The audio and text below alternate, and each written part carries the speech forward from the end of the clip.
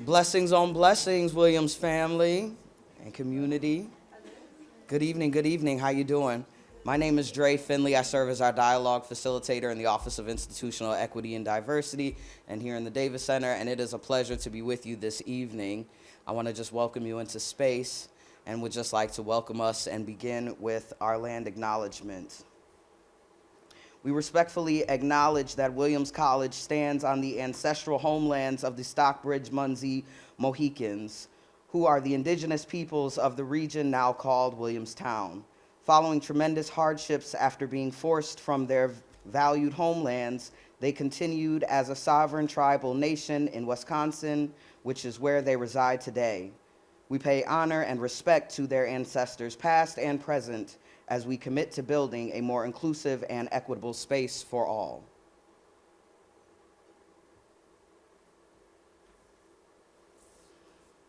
Family, I'm so excited to be able. Go ahead. Yeah, say that. Family, I am so very, very excited to be able to introduce and have the awesome honor and privilege to introduce our guest speaker that is with us this evening. Kiese Laymon is a Black Southern writer from Jackson, Mississippi. Come on, Jackson. Come on now. Hey.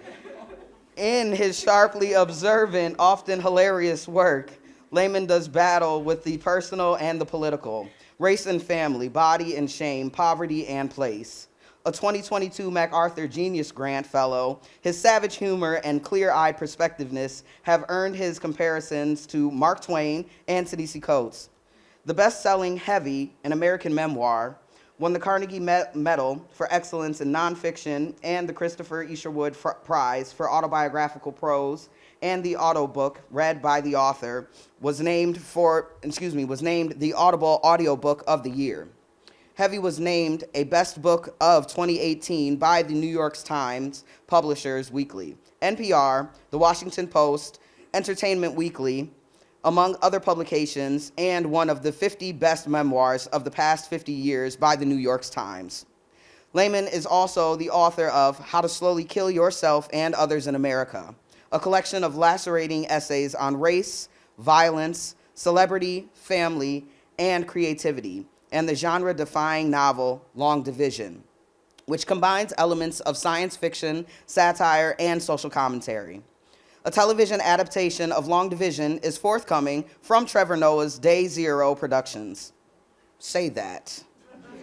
Laymon, one of the most dazzling, inventive, affecting essayists, come on now, spirit move. Working today, Nylon has written for Gawker, Esquire, ESPN, The Magazine, NPR, Color Lines, The Los Angeles Times, The Guardian, Ebony, y'all, Garnica, and The Oxford American, among others, and is a contributing editor for Vanity Fair.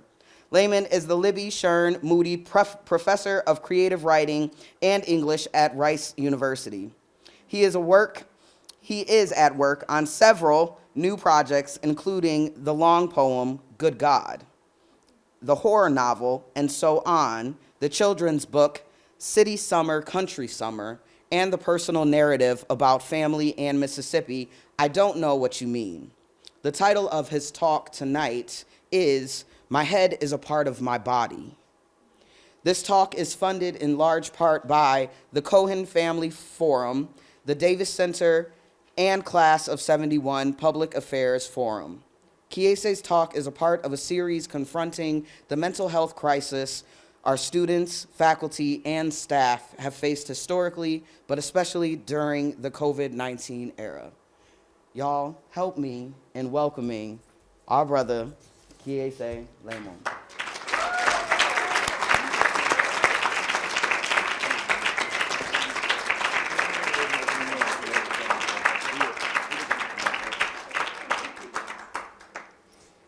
Hey, how y'all doing? I just want to thank Dre. We met, I don't know how many years ago, 8, 7? 7, 8 years ago. and connected in Colgate. So it just feels magical to be here and have you introduce me. I feel real giddy. So, and I don't even use that word. I don't even know if I ever use that word. Also, yeah. I also want to thank Clinton for making a lot of this happen. Taking me to dinner over here at the inn, introducing me to some incredible students, paying for everything we ate. That was real nice, y'all. And also, I just want to thank the students for being honest and brilliant and caring the last 2 hours. I got to learn a lot about Williams. I got to learn a lot about what, from my outside view, might be like the best of Williams and the students that I met. And I got to listen to them listen to each other, which I think is the most magical thing you can do when you're with students. But being with them for that time made me want to do something different. I want to read and talk to y'all about this notion of my head being a part of my body. And I wanted to just read this essay, call my head as a part of my body, but that's it's very light. That essay is very light. Can y'all hear me? It's a very light piece. But talking to the students, some of the questions that they had and some of the questions that I had made me think I actually want to read a section in this book called Heavy I wrote that really could be called My Head is a Part of My Body. And this book Heavy is a memoir. It's directly addressed to you. The you is my mother and hopefully some of all of y'all in here, but definitely my mother, who's born in Central Mississippi. And in this part of the book, I started working at Vassar. I got my job at Vassar when I was 25. I started when I was 26. And I think liberal arts colleges, regardless of space and place, can be treacherous for everyone involved.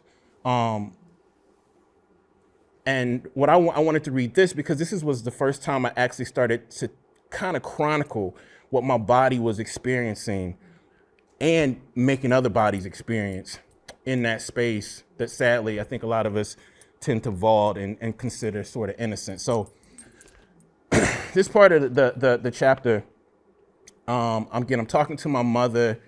The book is very much steeped in conversations of addiction, body dysmorphia, lots of things. So if y'all feel uncomfortable, please take care of yourself. If you need to leave, you need to leave. Just want to let y'all know. But again, the you that you're going to be hearing and hear is my mother. And hopefully I want you all to find yourself in that liminal space between the I and the you. And at this point, again, I think I've been at Vassar for a few years, and I was obsessed with losing weight. And I was also very much in love with my mother, and my mother was having a hard time with gambling. Okay.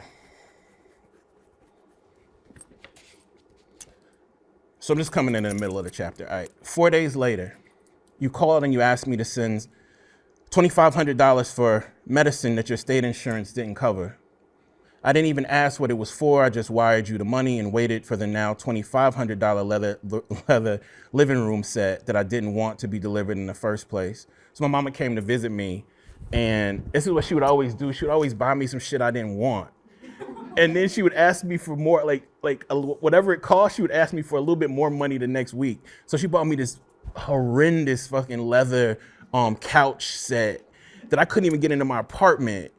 And it was like $2,000. And then she asked me for $2,500 the next week. And I was like, yo, I paid $2,500 for this shit I didn't even want. So giving you a little bit of context. All right. All right. So I spent the next few months in my classrooms and office hours, writing, exercising, and taking care of students and sending you more money.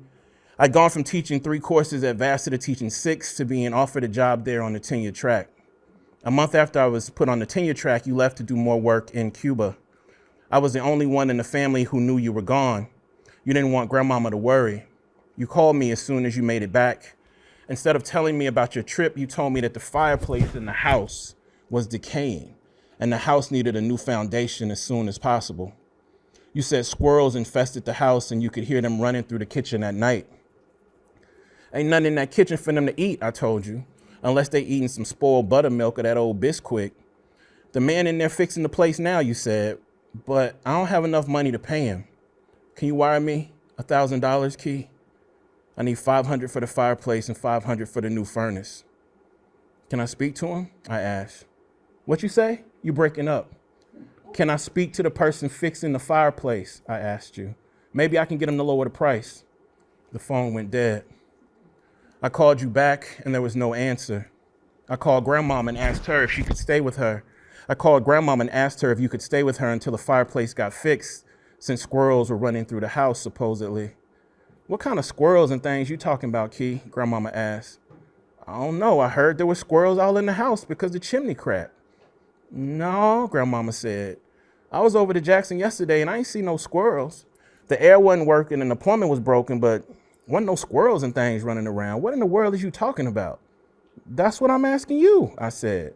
How can the plumbing and the air be broken when I sent her money for that a few weeks ago? Key? Grandmama held a pause. Key, listen to me. That house is crumbling around her and something in this milk ain't clean. Somebody done stole my checkbook, my credit cards, the little money I had in my closet. I wasn't gonna say nothing about it, but this is getting ridiculous. What are you talking about, Grandmama? Who is somebody? I'm talking about don't let somebody play you for no fool. God gave you 5 senses for a reason. I closed my flip phone and sat on the tacky leather couch you'd made me buy. Since working at Vassar, I gave you tens of thousands of dollars for mortgages, engines, groceries, doctor bills. Sometimes I contacted the places you owed and paid them directly. I never asked myself how someone who made twice as much as I made could be broke the second week of every month. I didn't care. You taking care of me for half of my life, and I wanted as much as I could to take care of you. But I was not rich. Shit, I wasn't even middle class. I just wanted to know where my money was going if it wasn't going where you said it was. You called me back from the grocery store and told me to wire the money immediately. I told you that something felt strange and I didn't feel right wiring money without talking to the person I was supposedly paying. I just given you the $14,000 I had in savings for a down payment on an SUV you said would make you feel safer. And I was going to send you another $1,000. I just needed to know we were getting the best deal we could get. You hung up in my face again. I called you back, but you still wouldn't answer. I told your voicemail I could send more money, but I needed to know what I was sending the money for. I didn't tell your voicemail Grandmama said somebody stole her money. I didn't tell your voicemail I was starving myself, or that I was in the midst of confusing teaching with parenting and befriending and loving. Please call me back, I said. I put on my shoes, took off my shirt, and told my body I was going to run 20 miles that night. My body did not want to run 20 miles that night because it played 3 hours of basketball and ran 6 miles earlier. My body wanted water. It wanted its first good night's sleep in 5 years. It wanted more than 1,000 calories. I ignored what my body wanted because nothing my body wanted could get me beneath 160 pounds. 23 miles later, I limped in the house, drenched in sweat, buzzing from endorphins. I stepped on the scale and watched the number get smaller and smaller. 290, 275, 250, 225, 205, 190, 183, 175, 165, 159.3. I was the lightest that I'd ever been since I was 9 years old. I checked my messages hoping that you'd call me back, and you had not. I took a shower and I sat on the bed. When I went to get up and call you again, I could not stand. The blood in my left leg from the top of my ass to the tip of my big toe felt like it was boiling. I told myself if I drank water and just fell asleep on the floor that I might recover. I woke up 3 hours later. I had not recovered. The tenses in my body were colliding. The following day was the first day in 2,564 days that I didn't run at least 6 miles. I hopped myself over to the scale. I weighed 163 pounds. I tried to burn calories by hopping a mile on my right foot, but just holding my left leg off the ground was unbearable. I did not know how I could sweat enough to get back to 160 if I could not walk. I kept calling you, but you would not answer the phone. I lay on the floor of that tiny apartment listening to the tenses in my body. I couldn't feel the toes on my left foot, and my left hip socket felt like it was being eaten out by fire ants. That Thursday, the first day in 8 years, I did not push my body to exhaustion. My body knew what was going to happen because it and only it knew what I'd made it do and what I'd hoped it would forget. I sat on the floor knowing my body broke because I carried and created secrets that were way too heavy. My body knew in 3 weeks I would still be unable to walk. It knew I would punish it for not being able to walk by eating cheese sticks and honey buns until I weighed 184 pounds. It knew at 184 pounds I'd call it a fat piece of shit over and over again, and I would eventually take it to the doctor, hoping that the doctor would fix it so I could run into exhaustion again. After taking all kinds of tests, it knew that the doctor would tell me, in addition to the herniated disc, the sciatica, and the massive scar tissue in my left ankle and knee from fractures, sprains, and overuse, that I had some abnormal cell growth that contributed to the deterioration of the hip socket. My body knew that the doctor would give me prescriptions and another appointment, suggest therapy, and say I needed surgery that would keep me off my legs for at least 3 to 4 months. My body knew I would make appointments for the procedure and therapy, but skip them both. It knew that I would gorge it for weeks until I was 206 pounds and feel heavier at 206 pounds than I ever felt at 319 pounds. At 206 pounds, it knew I would cancel everything I was supposed to show up to on campus, except class. When I showed up, my colleagues and students would ask me if I was okay. My body would remember when I had 3% body fat, ran 13 miles a day, ate vegan, had lots of visible veins, and fainted a lot. It would remember taking off my shirt and shoes in the weight room to weigh myself surrounded by thin women people secretly called anorexic and bulimic. It would remember never worrying about anyone calling me anorexic or bulimic, though I was the first one at the gym at 6 in the morning and the last one to leave at 10. Like nearly everyone else at the gym, I assumed, I wasn't in the gym to be healthy. I was in the gym to feel in control of how fat I looked and felt. My body knew that my weight, the exact number, became an emotional, psychological, and spiritual destination a long time ago. I knew and worried about how much I weighed and exactly how much money I had every day of my life since I was 11 years old. The weight reminded me of how much I'd eaten, how much I'd starved, how much I'd exercised, and how much I sat still yesterday. My body knew I was no more liberated or free when I was 159 pounds with 2% body fat than I was at 319 pounds with achy joints. I loved the rush of pushing my body beyond places it never wanted to go, but I was addicted to controlling the number on that scale. Controlling that number on that scale, more than writing a story or essay or feeling loved or making money or having sex, made me feel less gross and most abundant. Losing weight helped me forget. When I weighed over 200 pounds again, I would not touch my body. I would not want anyone to touch my body. I would not believe anyone who knew me when I was 159 could love me or want to touch me when I was over 200 pounds. As the number continued to climb, I would teach and I would write and I would revise and I would avoid you and grandmama. I would continue to lie to the one person in the world who did everything she could to make sure I was healthy. I would learn 15 years too late that asking for consent, granting consent, surviving sexual violence, and being called a good dude and never initiating sexual relationships did not incubate me or anyone else from being emotionally abusive.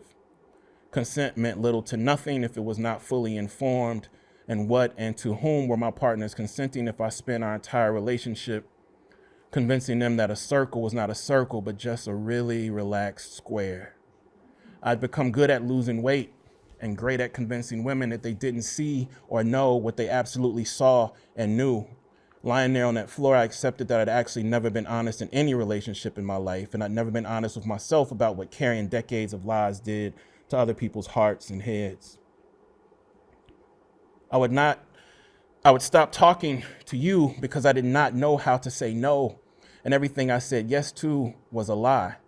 But you would not stop reaching out, particularly when you thought our bodies and our homes were in danger.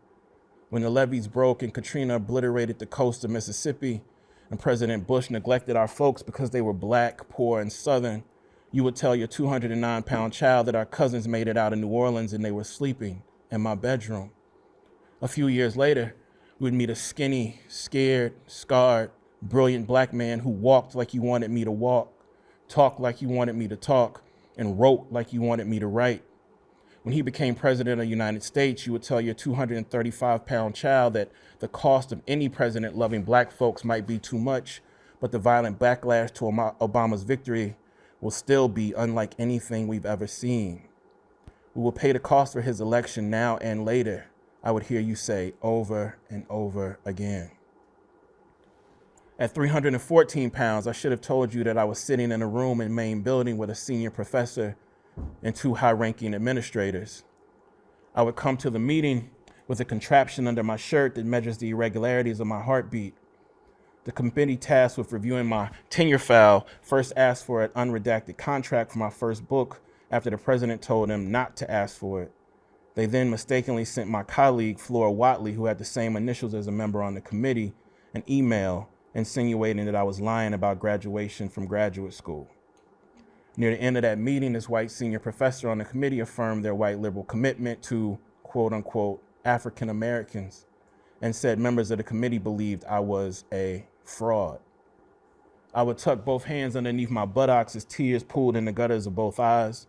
I would come into that meeting knowing that the illest part of racial terror in this nation is that it's sanctioned by sorry, overpaid white bodies that will never be racially terrorized and maintained by a few desperate, underpaid black and brown people that will. I would leave that meeting knowing that there were few things more shameful than being treated like a nigger by and under the gaze of intellectually and imaginatively average white Americans who are not and will never have to be half as good at their jobs as you are at yours. Neither that day nor the day that I was stuck on the floor hoping you'd answer the phone would I have the will to imagine the night a detective from Poughkeepsie asked my 319-pound body to come to the precinct. I've been in the police station in Poughkeepsie on 4 different occasions, helping students, and 7 other times to pay traffic violations. 2 members of the tenure committee and another senior professor will receive anonymous, sexist, anti-Semitic letters threatening them for what they did to me. The professors will turn the letters over to the Poughkeepsie police, and a detective will call me into the station at 10 o'clock Monday night. I will walk into the interrogation room and watch the detective ask me if I knew who could have sent the threatening letters. I will explain as best I could that no one who had my best interests at heart would threaten folks on a disgraced tenure committee with anti-Semitic, racist, sexist language. I hear you, he will say. We have a suspect. Or who is it? I'm looking at him, he will say, and ask me if I'd be willing to take a polygraph test. I'll take that shit right now. Really? Yeah, I suck my teeth. Really. I will understand that I am a heavy black boy from Mississippi, which means that I am vulnerable. But unlike most heavy black boys from Mississippi, I have a solid check coming in every month for the rest of my life. I have professor associated with my name. I have a mother. I have a father with almost powerful friends who could help defend me if I needed it. I will understand that I am vulnerable, but I am not powerless. I am not powerless because though we have no wealth, we have peculiar access to something resembling black power. I will question what we had to give up to get this peculiar access to something resembling black power when the detective says, I'm just doing my job. He will ask me if I think he wants to be wasting his time with stupid professor beefs at Vassar College with all the drugs and violence in Dutchess County. I will tell him that there are a lot of drugs and violence at Vassar College too. The detective will walk out of the interrogation room and I will sit there looking at the handcuffs on the table in front of me. I will wonder how coming up for tenure at Vassar College landed me in an interrogation room, and all I will want to do is run. Not to my apartment, not to a classroom, not to my office, not to deceitful sex, and not to you. The detective will come back in the room and tell me that they plan on contacting me tomorrow for the polygraph test. Tomorrow will come and the detective will never call. When I call him, he will tell me that they no longer need me to take the test. I will not know if that meant that they found who actually sent the letters, or if they did not want to extend any more resources on threats made against professors making the accusation, or if the detective was intentionally just agitating me from the rip. Either way, I am supposed to be happy because I am free, because I am not in handcuffs, because I have a peculiar access to something resembling black power. I will know that I am not free precisely because I am happy that my wrists are free of handcuffs the month that I earned tenure with distinction from Vassar. That Thursday, 6 years before I end up in an interrogation room for coming up for tenure, the first day in 8 years, I did not push my body to exhaustion. My body knew what was going to happen because it and only it knew what I'd made it do and what I'd hoped it would forget. I'm sprawled out on the floor of our apartment, looking at a shiny brown pleather couch. I call you again, and I hope you answer so I can tell you for the first time in my life that I need your help. I want to ask you if you remember the day you drove me to Grandmama's house when I was 12 years old. Before picking me up to take me, I tried calling you at your office, and I let the phone ring for 23 minutes straight. When you finally came, you drove me to Grandmama's house because you thought Grandmama could fix me. We were expecting my father's child support payment, but you told me it hadn't come yet because the mail carrier might have stolen it. When we pulled off on Forest Exit to the right of Interstate 20, we came to a stop sign. We made our way left on the Highway 35. Neither of us looked to our right at the tractor trailer roaring toward the passenger side of the Nova. The truck driver pummeled the horn. You floored the brakes of the Nova, slung your right arm across my body, even though you made me put on my seatbelt before we left Jackson. Since you were not wearing your seatbelt, your chest smashed into the steering wheel. I was 4 inches taller than you and at least 30 pounds heavier than you at this point, but I did not try to secure you. I asked if you were okay before my body reached across your body to put on your seatbelt. You told me you loved me as we headed down Old Morton Road to Grandmama's house. I told you I loved you too. We meant different things, but we meant I love you. It's me again. I say into your voicemail from the floor of my apartment. I'm naked, holding my hip with my left hand and holding my flip phone with my right. Can you just call me back so I know you're okay? I'll be here waiting for you to call when you get ready. I won't ask what happened to the money. I think something is really wrong with my body. Can you help me? And that's the end of that chapter.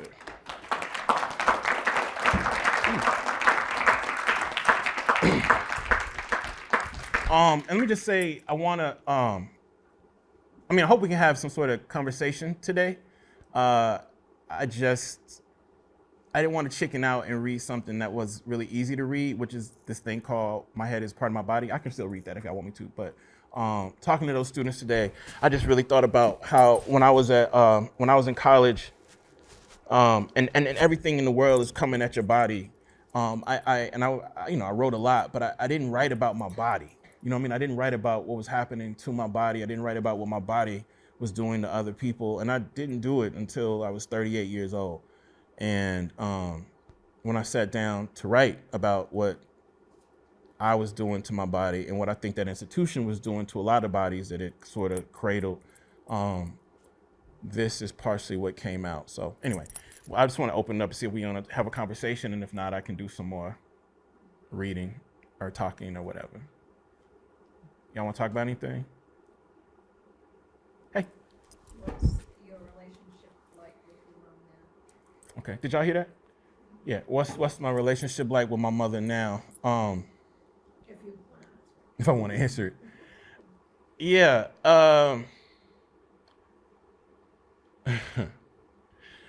Yeah. I mean, my mother lives in Massachusetts, and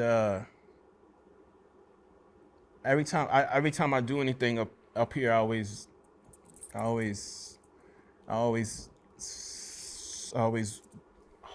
hope that she's in the audience. But she never is. She's never come to see me do my thing. And I think I say that, I don't say that as like, I'm not trying to diss my mama. Like the thing about that makes me sad is that like she taught me, like my mama is why I write, I write how I write, partially because of her teaching. But we come from people who you don't talk about this kind of stuff, period. And you definitely don't talk about it in front of people. But, I'm a writer, so I write. And I love my mama to death. I just, I love my mama. And she just doesn't come see me do my thing for a lot of different reasons. But one of them, I think, is shame and uncomfortability But yeah, I mean, today we good. You know, tomorrow we might not be good. I think just like most people in here who have any sort of parental figure, you know, sometimes it's wonderful and sometimes it's not. And whenever I do these talks, it's sort of not, because I'm always like, damn, is that her? Like back in the, like, somebody in the back sort of looks like my mom. I was like, there's only like a few black people here, so y'all gonna know who I'm talking about. So, but that's not my mom. So we all right though. We gonna be all right. I mean, you know what? Also, like, my mother, like, we love through humor, and so, like, even this, like, I rarely ever read this section out loud, and I kind of needed to read the first part for it to actually, like, cohere and hit, but I just think I don't know. I like to laugh through things. I think it's sort of funny that my mama never comes to anything I do. I just gave a graduation speech at her alma mater where my mama and my dad conceived me on some fucking Jackson State, like, plastic whatever. And she's 19, he's 20. They have me. They take me to Jackson State with them. She graduates early to go to graduate school in Wisconsin. And she always told me that her dream was for me to be a graduation speaker at Jackson State. So I was. And it's like 10,000 motherfuckers. You told me not to cuss. Okay, I know you did. It's about 10,000 humans, mothered humans. It's about 10,000 people, and I'm just up there. I'm just like, I know she up there. And then before the event, she's like, Key, I'm just calling to let you know I'm not there. But when she said that, I was just like, I know she's coming. Because I was like, why would you tell me you're not coming unless you're really coming on a sneak tip? You know what I'm saying? So and my father showed up, which is wild because I don't really have a relationship with him. And then I was like, yeah, I think my mama coming. And my dad was like, oh, really? Because, you know, he knew she wasn't coming. Anyway, so I did my thing. I talked a lot about her. And then after, she was like, I saw the speech on whatever the fuck. I saw the speech somewhere and you did so great. And I was like, you at grandmama's house? Where you at? She was like, I'm in Massachusetts. And I was like, okay. So that's a long answer. So I want to answer the mama questions right here, so I don't have to answer no more. But you know, we work it, and we laugh and we love, and sometimes we're very mean to each other. And I think that's what most people are. I think that's how most people are. Hey. I don't really have a question. Okay, good. But I remember, like, I read this over summer. Mm-hmm. And the chapter Echo with the emails about Black masculinity and brotherhood. I was wondering if you could just talk more about that process. Oh, listen. That essay, the illustrated about that essay is that Marshall Green gets the last bit. And at the time when we wrote that, Marshall was like, I'm just gonna talk how we talk. I keep looking at you because I don't want you to get in trouble. But like, right. But fuck it. Like, that's how we talk. So Marshall was our little nigga. Like Marshall was like, yo, we gonna do, I'm gonna, you know, Michael's gonna do the first letter. I'm gonna pass it off to Darnell. Darnell's gonna write to me. But when Marshall came with that piece, have you read that part? I mean, that thing is phenomenal. But the point was, this was, I mean, it's sort of retrograde now, but this is when all these people were having all these conversations about masculinity, or they thought that we were talking about masculinity, but, you know, like, the conversations were often, if they were had at all, they were all cis. They were all supposedly straight. And so, but then we were just like, our crew is not fucking like that. Like, the people that we fuck with are, like, you know, all over the map in terms of, like, being and masculinity. So we were just like, let's write to each other as Black, differently situated Black men about the things that we're afraid to talk about. And Darnell Moore set that up. And then I'll just put it in the book. Yeah. So thank you for reading that. Hey. Hi. So I came to this talk for 2 reasons. Number one, I'm from Athens, Georgia, so your t-shirt makes me happy more than you would know. And second, the title, like, my head is part of my body, that's something my therapist actually told me a long time ago, and it really changed the way that I perceive sort of some things that have happened in my past, and then just how I like move through the world today. Yeah. So you don't have to talk about this if you don't want to, but I was just wondering how you sort of came to that realization, or how it's impacted you as you move through the world, because it like that specific, like your head is part of your body, right. Which is something that I heard a long time ago. Like that has really affected me. Yeah, I mean, I think that it's incredible you heard that a long time ago, because when I started to really understand it was probably a few years ago, because I would always talk about them separately. I would talk about what my head was doing, and though I don't think anybody consciously teaches us this as professors, but when I was a student, most of the professors viewed us as heads, like they wanted to know a small part of what we thought. And the part that I never understood as teachers, as a student, was like, but yo, we coming up in here with our whole fucking bodies, fam. And whether or not we want to admit it or not, like our whole bodies are getting energized or deadened or whatever in this space. And so in this other essay I wrote for Tarana Burke and Brene Brown's book, You Are Your Everything, it's called My Head is Part of My Body. And it's just like, just a slow, sort of comical realization that my relationship with therapy has been sort of sadly shaped by academic institutions as much as anything. I graduated from college at a time where there were no therapists. There were no, you couldn't go to a therapist if under the college's care. And so the first time somebody told me I needed to go to therapy was when I got kicked out of college. And I got kicked out of college for taking a library book out of the library I paid to go to. I took the red badge of courage without checking it out, and I brought the shit back, and they got me on tape, stealing it. I was on disciplinary probation for fighting these fraternities, KAs who, had blackface and Confederate capes and everything. And so when the president kicked me out in front of my mama, he told me that I was lucky that they were just kicking me out because they could have thrown me in prison for taking a book. And then he said, you're kicked out and you can only come back after a year if you go to a psychiatrist of our choosing. Not a psychologist, a psychiatrist of our choosing, because this is at Millsaps College in Jackson, Mississippi, because he said I had problems with white people. So the first time that I'd ever, and that's true, I did have problems with white people. The motherfucker just kicked me out of school for taking a library book. Like, I had mad problems with white people.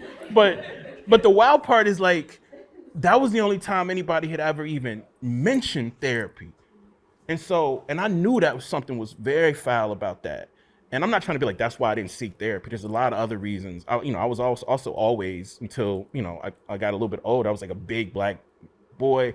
We write a lot in this book about, I write a little bit in this book about what that means when you go to see people who are supposed to be supposedly helping you. And so anyway, it was just like, I just needed to sit back and sort of chronicle my relationship with therapy and also my relationship with the word crazy. And to do that, I had to sit in like this sort of imaginary bifurcation of like the head. Oh, we were just talking about you. Yeah, we were just talking about you.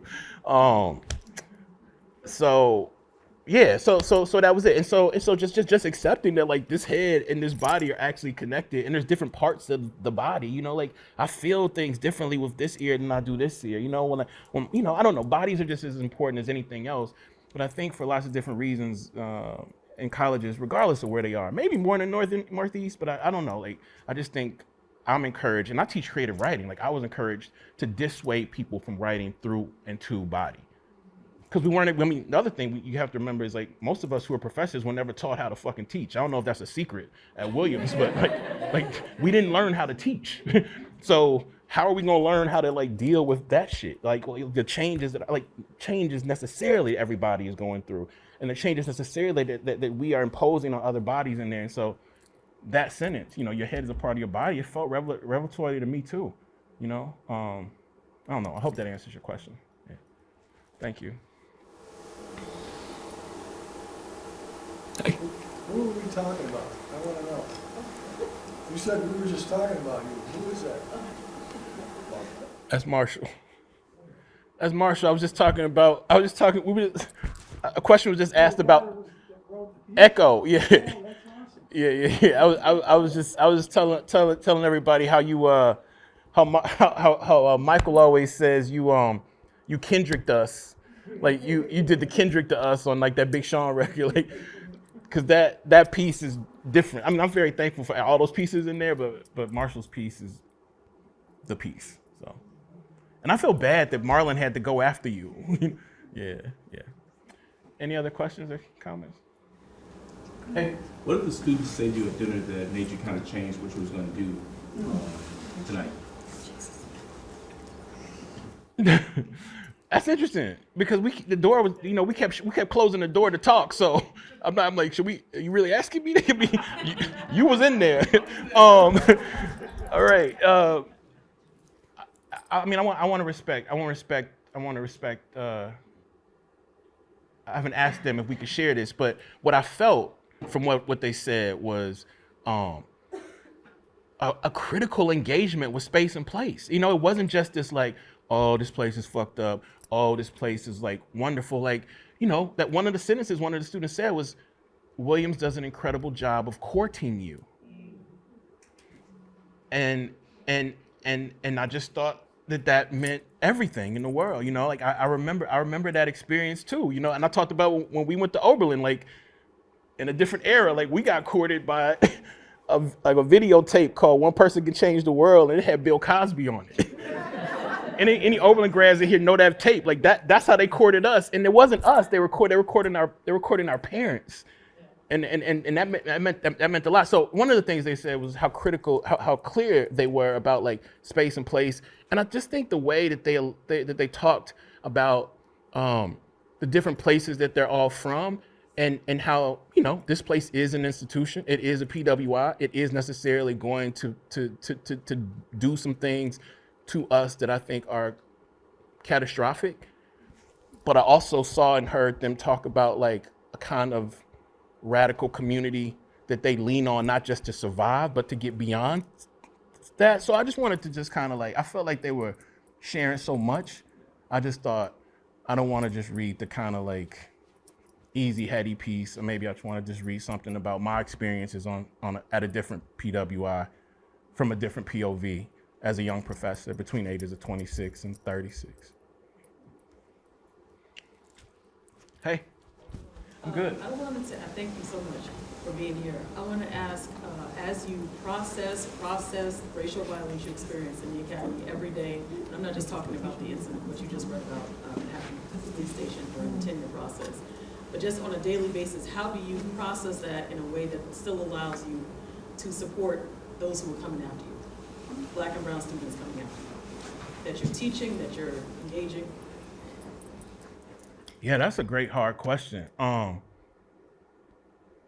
mean, I think I've just had to allow myself to be okay. So like when I came to, I graduated college in '98 and I started teaching in 2001. So I ain't really had much time, and I was teaching. We just talked about this. I'm 26. I'm teaching kids who 23. In my department, the next youngest person was 34. Most of the people in my department were my grandmama's age. And I just wanted to be like the professor I never had. And I was trying to be my mama because I saw my mama be everything she could be to the Black students she taught, mostly first-gen students at Jackson State. And again, it's like I think I went in there being like, my job is to love every fucking student that I encounter. And I think that particularly like my Black students, I think that love, there's a different kind of love that I think that my Black students early on needed and got. But it wasn't healthy. You know what I'm saying? Like, I mean, again, my entry into experience is always humor, but I was also a basketball coach at Vassar, and one of the kids I could say his name. He'd be really happy if I said his name, but I'm not gonna say his name. But he would love it if I said his name. But he was like, Kiese, it was after class one day. He was like, bruh, and he called me bruh. That's how you know that some boundaries have been.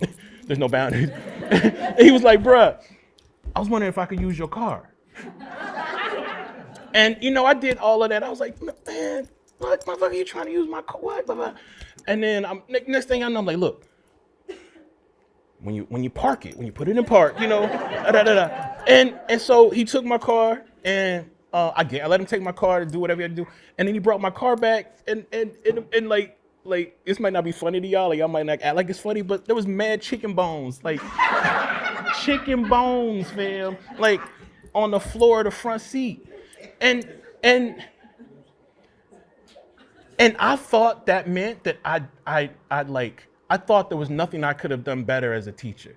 I never talked to that kid. I never talked to this student who was like my heart about, you know, retrospectively, I'm supposed to be like, first of all, I'm supposed to be like, fuck no, you can't take my car. You know, I don't even know, I didn't even ask to see the motherfucker had a license. It was just like, you're supposed to be what you wanted to be. And so like, you know, I mean, the easy, lazy way to talk about it is to talk about boundaries, but I just thought you give everything you can to all your students, especially the students that like share identity with you at places, because those students especially are targeted by institutions like this.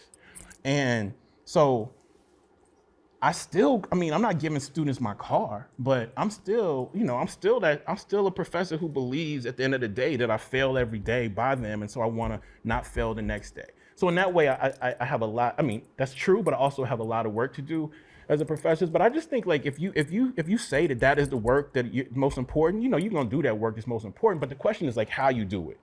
Do you know what I'm saying? And so for me, I just haven't necessarily found a way to do the work within institutions that can like make my soul feel safe. So, and I can tell you, I can give you another example. Like the institution I teach at, we're all mandated reporters. That shit gets very complicated if you teach creative nonfiction. I mean, incredibly complicated because if somebody turns in an essay, that doesn't mean that they're necessarily they're not disclosing. They're writing an essay, and so. And also, those of us who know how these institutions work know that, like, to often bring some of that to the institution's first, second, third, fourth, and fifth, like goal is going to be to protect the institution. So if somebody writes something in my class about sexual abuse that they've experienced, or that, you know, in any way, I'm still not sure as a professor what I'm supposed to do with that. You know what I'm saying? And I'm teaching for a minute, and I'm at a space in my career that I knew I had to get to where it don't matter what school I teach at. The jersey ain't gonna be more valuable to me. Like, I'm gonna be more valuable to the fucking school. Like, anywhere I go. But I still have no idea how to deal with kids, young people, graduate students, writing things about horrific violences as a human, but also as a mandated reporter. I know how to talk to them in class about the shit. I know how to talk about it in office hours, sort of, kinda. But also post-pandemic, I mean, honestly, I don't know how many people talk about this shit, but like, it's hard to read those essays, you know? And they grant other students, like, they'll tell their classmates, you don't have to read that because it might hurt you. We gotta read that. And a lot of the shit that we're reading, we technically should be telling the institution about, in terms of self-harm, in terms of like abuse. I shouldn't be saying this out loud, but like, I do not tell the institution about that shit because I don't think that an essay is a disclosure, but I think that's complicated. So my point is, I'm trying, but I'm failing. But the thing that is now, it's like, I accept failure every day and I try to be better at it, but it's hard. I think that's very hard, so. Hi. Hey, Clark there. Yes, you know the vibes. Sorry, I didn't have a question. I just had a comment. I'm so happy that you're here. I'm so happy that you're sharing your story in a very, help me out. We're happy that you're honest. Appreciate that. Thank you. And thank you for what you said earlier today about home.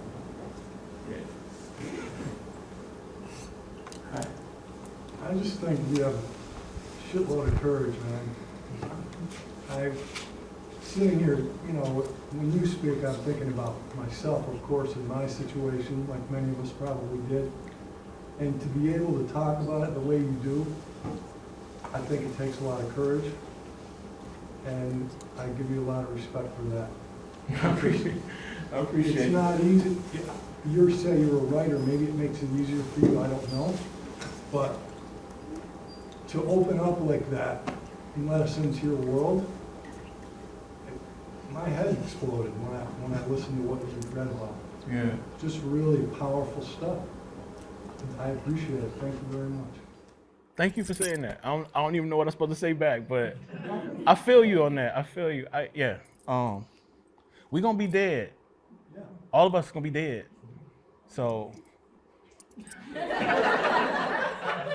I mean, that's my philosophy. Like we gon'. I mean, maybe right after this, you know. So, I just think like, dying having not tried to make sense of who and what you are in the world out loud. I don't know. I don't want to die like that. Hey. Are y'all related? Y'all look very, the whole row looks related. Okay. Speaking of mortality, I guess, you mentioned the pandemic and COVID, and I think I was really struck by your description of professors and engaging with their students really only wanting, I guess, the head, right? And you know, my college experience ended. I graduated in 2020 with like literally like Right. only getting Yep. over a Zoom camera, and I can imagine, you know, you're also really actively describing how institutions have an authority over what spaces you occupy, and I can imagine a lot of you students had to be in situations where the spaces that you occupied were heavily regulated over the last couple of years. And so I guess my question, I want to open it up to the students as well, is how you've persevered through that environment of, you know, more regulation and more head and less body.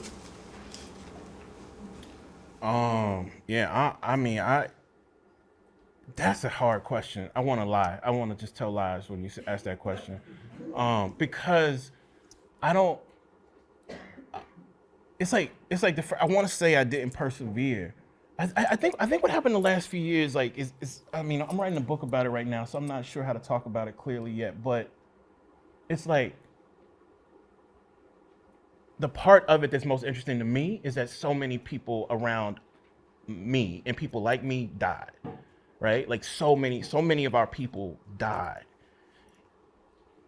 And in the midst of that dying, there was like a 6-month period where Black folk thought we could like, I don't know what the fuck, but I was one of them Black people that reaped the benefit.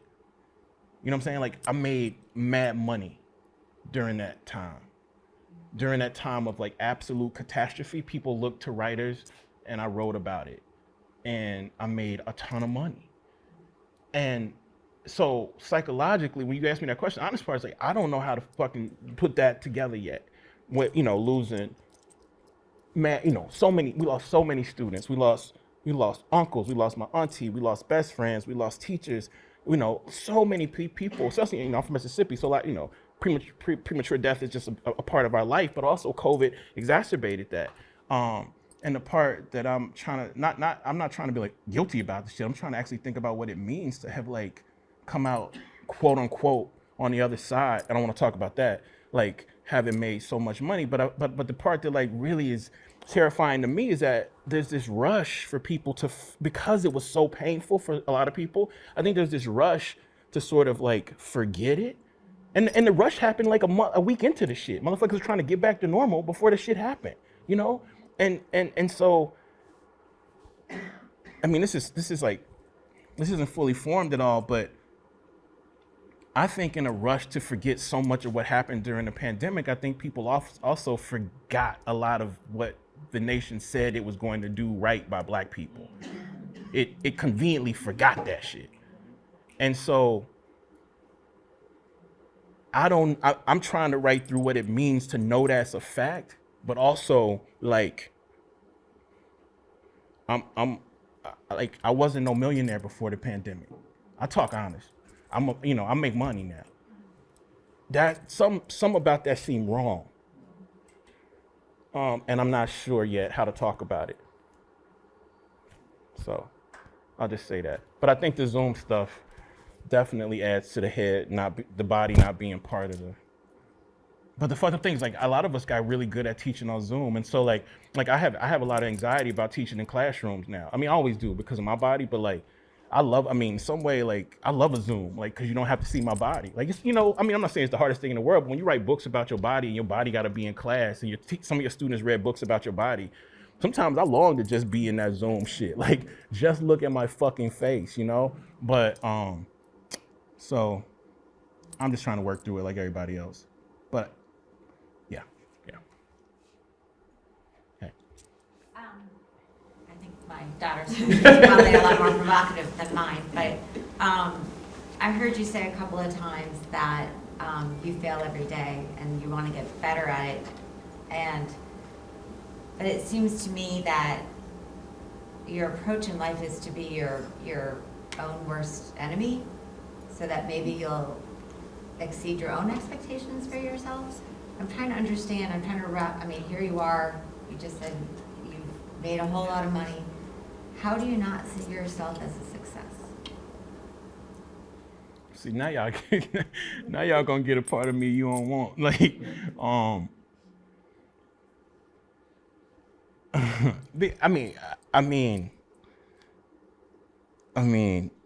I think souls are real. I think soulfulness is real. Like, I don't trust. I think my making a lot of money. Like, I don't trust people who make a lot of money, like, at all. I'm sure there's a lot of them in this room, but like, and my money different than a lot of people's money, because our money is often split 6-7 different ways. But I'm not a success because, like,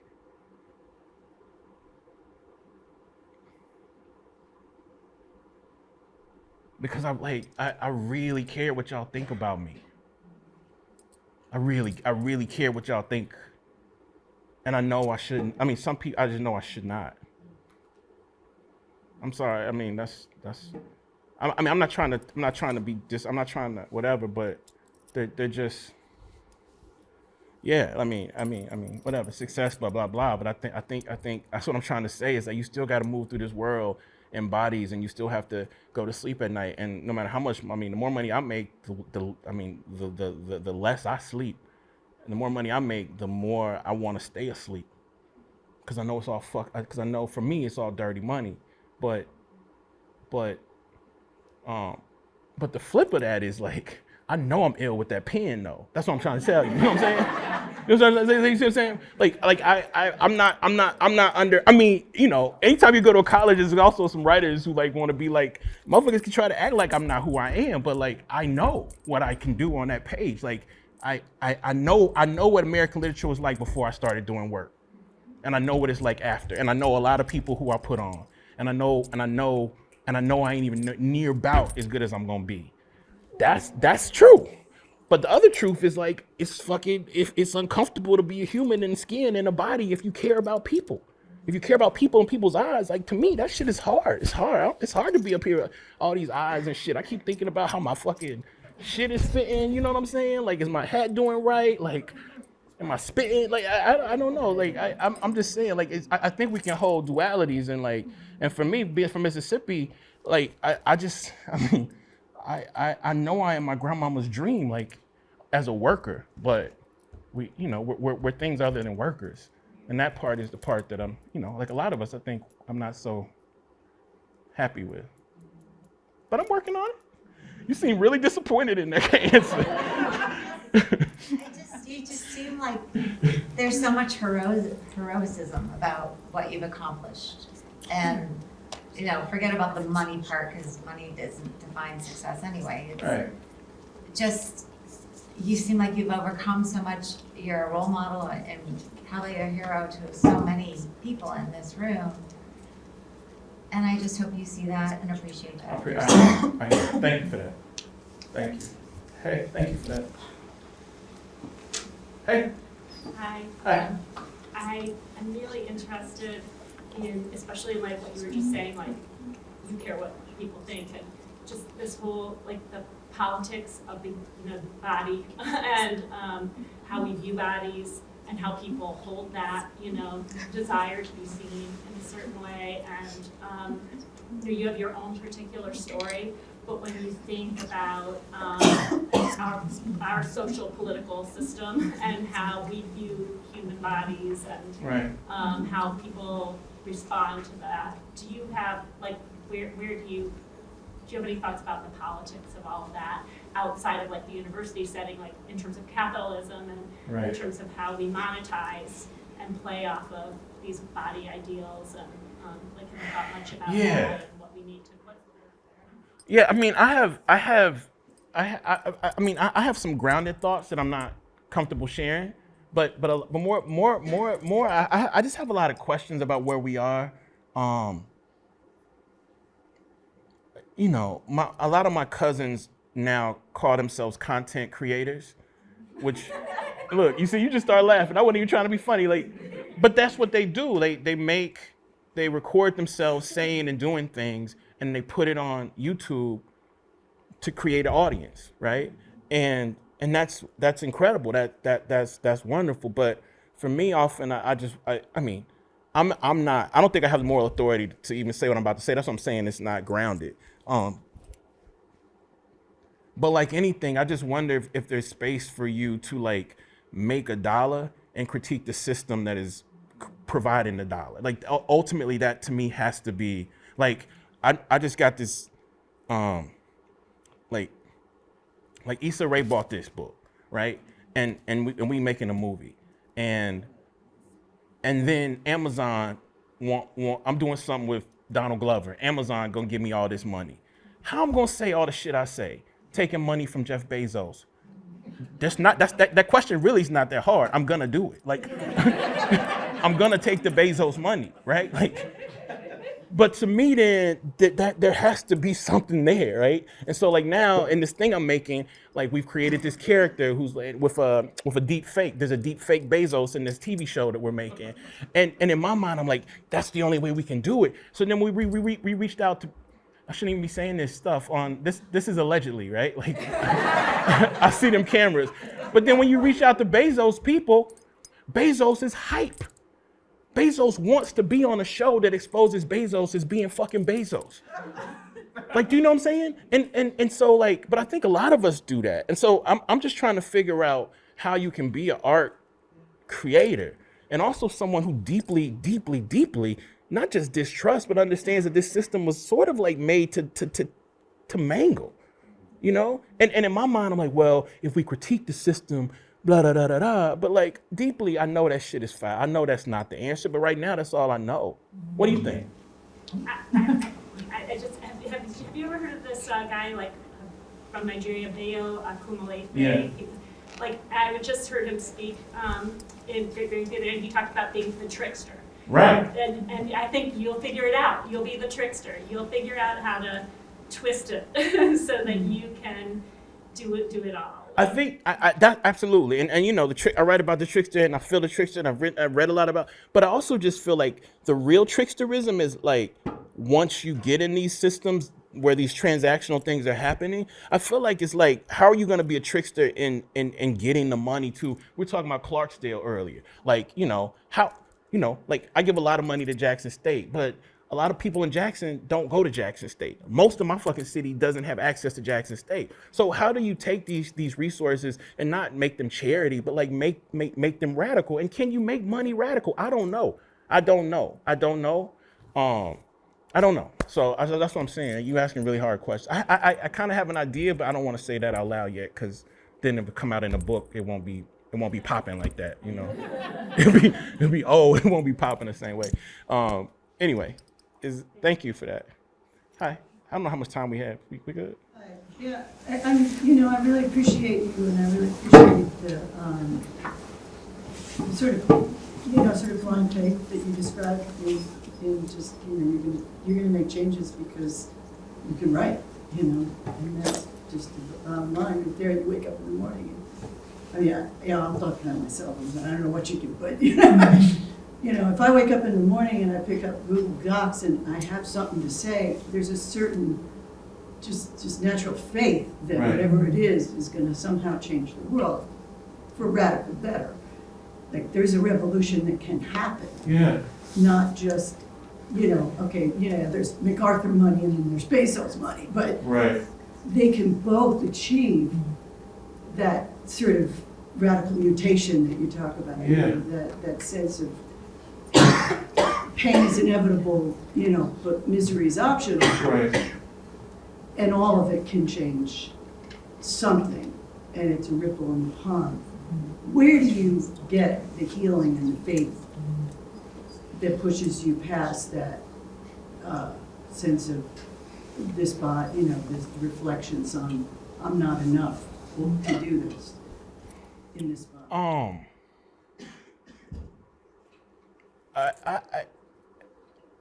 I don't trust my memory, but like I'm really handsy with my memory. You know what I'm saying? Like I don't trust it, but I'm not afraid of like going in and exploring. So when you ask me that question, how do you find faith? Like I went to high school in Mississippi. You could never write I. You could never write I in an essay. I went to a majority black school in Mississippi where none of the kids could ever write I. I mean, just think about what that means. And so when I go back to Mississippi and kids are reading essays that I wrote that have I in it, and I'm reading essays that they've read in response to some of that work where I and we and us and they and she are really being explored with like actual rigor, that shit is faithful. Like that to me gives me faith. Because like, I mean, just think about what high schools did to so many of us. Like they encouraged us to write ourselves out of our future. And then they gave you A's based on how well you could do that. That's terror. And I'm not being hyperbolic. Like, so, and I was a bad high school student for a lot of reasons, but one was because I was like, the fuck y'all doing? Like that, what are we doing up in these classrooms? We know, and if you're in a black school, you can't say you can't say racism, you couldn't say sexism. I'm talking about teachers. They never said racism, they never said class, they never said trauma. These words were never said. So I just get faith one way. That's one of the wonderful things about being in this country. The shit is so fucked up. Like you can actually you can see change happen, but there's also mad backlash, as you see in Mississippi and Florida and Texas. Like my books are banned in Missouri, like you're like thumbs up. But it's thumbs up, but that's also like, yeah, like, it's I get the faith from the fight. Like the thing about Mississippians is we just love to fight. And a lot of us don't know how to fight. We do. We'll fight your ass. Like you might beat our ass though. But when we talk about that fight, we gonna talk about it like we didn't get our, and so like I love to fight, but I'm just trying to be better at it. Like I don't know how to fight well. Like I want to fight everybody. Like I came in here, I was like, fam, do you want me to leave a mess for you to clean up, or just let me know? Like I just want to fight people. Like when I come into institutions, I just be wanting to fight. And anyway, so I'm getting a little too comfortable with y'all. So maybe like we maybe got one or two more questions. Hey, let's go here and then here. Yeah. You're writing about body dysmorphia in the 1990s, right? This is in the whole life, but this is in the 2000s. Okay, I thought, because was it in college? Oh, no, it was when you're... Yeah. That's traditionally, you're going back, in my mind, associated more with women and girls. Right.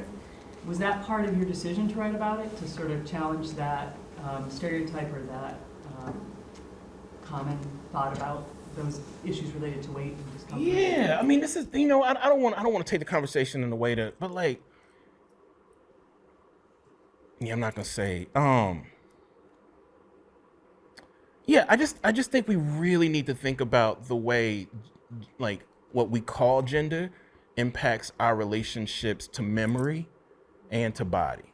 And so the idea that like black cis men wouldn't be talking about weight, shame, like mirrors.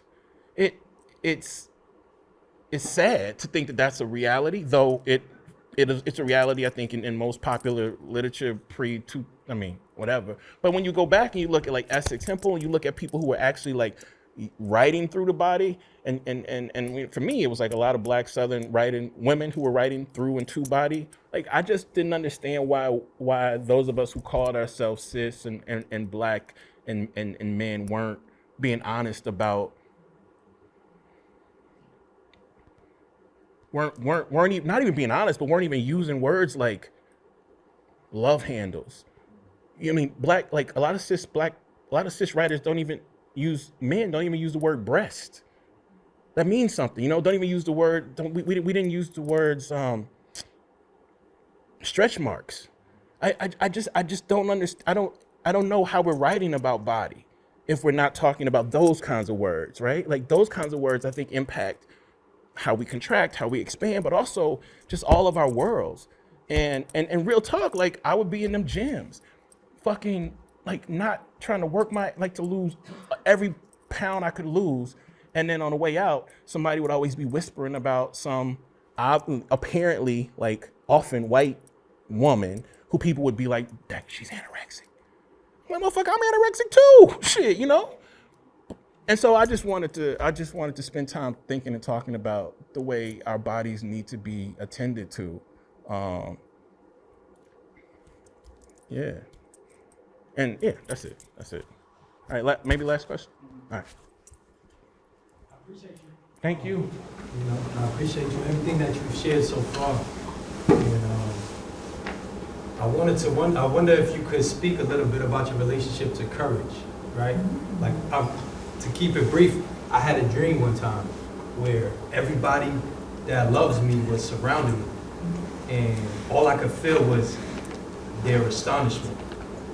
And when the folks down there was appreciating you, I had that same feeling that you're surrounded, right, by the astonishment of you being you, that you may not even know how astonishing, right, that is, to be that authentic. And some people might just see it just for a snap of what it is, and oh, it was easy to get there, or now you're here, or nah, it wasn't easy to get there. Right. So I wonder about if you could speak about your relationship to courage, because right, I wake up every day and some days I don't want to be here. Some days I'm like, nope, I'm back, send me back.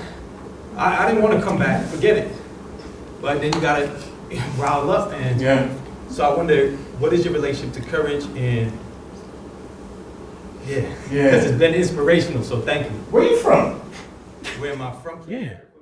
I'm from Jackson. I'm from Jackson, Mississippi. Boston, okay.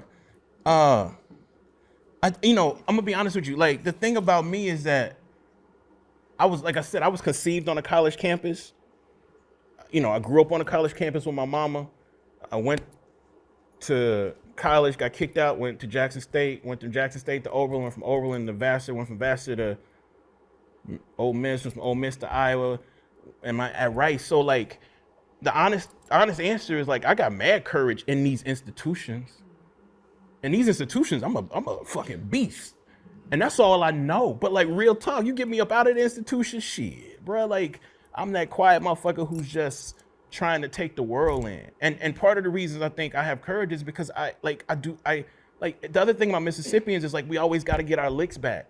Like, these, you know, you ain't gonna hit me and not you ain't gonna just hit me, shit. Like, I'm gonna get my lick back. Like, and these institutions like hit us upside the head so many fucking times, and I've never lived outside of them. You know what I'm saying? I've never not been institutionalized, which is horrifying. So if I'm in some space like this, I'm in a classroom, I'm talking to some fucking college prep. I mean, also you in these places long enough, you know not to respect the people they tell you to respect. No offense to any college president, you never get in my respect. B, no disrespect to board of trustee members. Fuck you. You know what I'm saying? Like, but now if I see them at an Olive Garden or something, I might be change my voice on that James. Hello, how you doing? You know, I might be like, hey, I might be like, would you like my seat? You know what I'm saying? But within these walls where my body got all these memories of them kicking me out of school 3 and 4 times, fucking going to the goddamn police stations for coming up for tenure, I wish I would be scared up in here. And other thing is what they gonna do to you that they haven't already done with a smile on their face. So for me, I'm also courageous because I'm on the other side of that shit. I just want to be honest with you. Like, I'm not trying to get no motherfucking tenure. I already got that shit. I'm not trying to get no full professorship. I already got that shit. I ain't trying to get no fucking like best-selling book. You know, like, I realized to be on, you know, to talk the shit I gotta talk, you gotta get your shit together. I know people in this room know what I'm saying. So I'm not courageous. I'm just institutionally courageous. You know, and that is not courageous. So we good? All right, thank y'all so much. Peace out.